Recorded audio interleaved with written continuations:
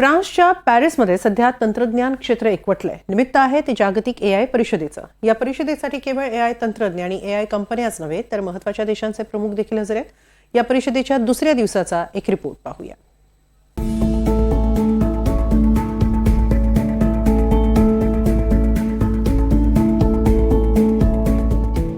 पॅरिसमध्ये एआय परिषदेत सारं जग एकवटलंय। फ्रान्सचे अध्यक्ष इमॅन्युएल मॅक्रॉ आणि भारताचे पंतप्रधान नरेंद्र मोदी हे या परिषदेचे संयुक्त अध्यक्ष आहेत। अमेरिकेचे उपाध्यक्ष जेडी व्हान्स, चीनचे उपपंतप्रधान झँग ग्वाकिंग, गुगलचे सुंदर पिचाई, ओपन एआयचे सॅम अल्टमन यांच्यासह 1,500 प्रतिनिधी या परिषदेला उपस्थित आहेत। परिषदेच्या दुसऱ्या दिवशी पंतप्रधान नरेंद्र मोदी यांनी एआय तंत्रज्ञानाच्या मानवी आयुष्यावरील वाढत्या प्रभावाविषयी मत व्यक्त केलं। या तंत्रज्ञानाच्या फायद्यांविषयी बोलताना त्यांनी त्यातील तोट्यांकडेही लक्ष वेधलं। We must address concerns related. आपण ओपन सोर्स सिस्टीम बनवली पाहिजे। आपण आपली संसाधनं आणि प्रतिभा एकत्र आणली पाहिजे। विश्वास आणि पारदर्शकतेच्या जोरावर हे तंत्रज्ञान एकमेकांच्या प्रगतीसाठी वापरलं पाहिजे, जेणेकरून जगाचं हित साधलं जाईल। एआय जनहितार्थ असलं पाहिजे। आपण सर्वांनी सायबर सुरक्षा, चुकीची माहिती आणि डीप फेक यासारखे चुकीचे पायंडे एकत्रितपणे रोखले पाहिजेत। तंत्रज्ञान हे स्थानिक प्रज्ञेत एकवटलंय, हे आपण लक्षात घेतलं पाहिजे।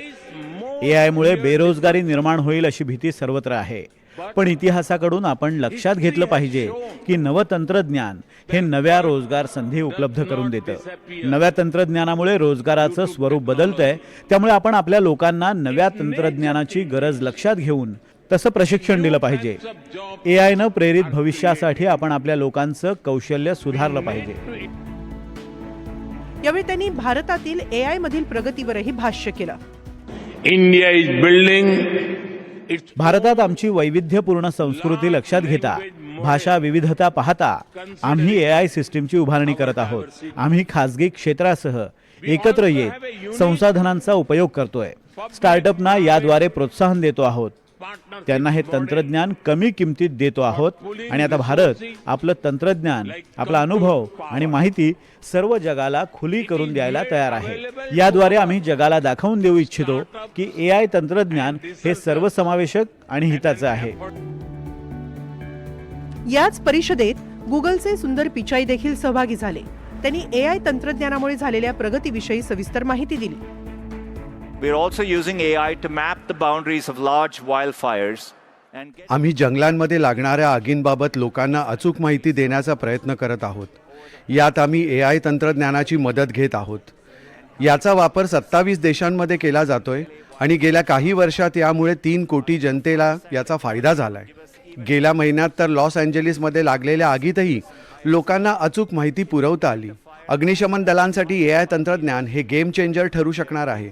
एआय मुळे लोकांचं हित साधलं जाईल, अर्थव्यवस्थेला झळाळी मिळेल, विज्ञानाची प्रगती साधता येईल आणि मानवी जीवनाला भेडसावणाऱ्या आव्हानांचा सामना एआय द्वारे करता येईल।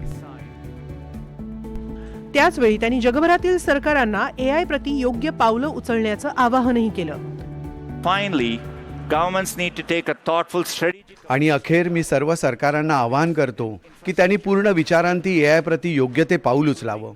एआय तंत्रज्ञानासाठी मूलभूत सुविधा पुरवणं, मनुष्यबळ पुरवणं यासारख्या गोष्टींचा विचार व्हावा। आजचा दिवस हा महत्त्वाचा आणि ऐतिहासिक आहे। जेव्हा इतिहासात आपण मागे वळून पाहू तेव्हा हा दिवस एखाद्या नव्या तंत्रज्ञानासाठी सुवर्णयुगाची सुरुवात म्हणून ओळखला जाऊ शकतो। जगभरातच एआय बद्दल जितकी उत्सुकता आहे तितकीच भीती आहे। सर्वात महत्त्वाची भीती म्हणजे एआय मुळे जगभरातच बेरोजगारीची समस्या निर्माण होईल याबाबत। त्यावर आता हळूहळू पडदा पडतोय। 2023 मध्ये ब्रिटनमध्ये पहिली एआय परिषद पार पडली, त्यानंतर दक्षिण कोरियामध्ये दुसरी परिषद पार पडली।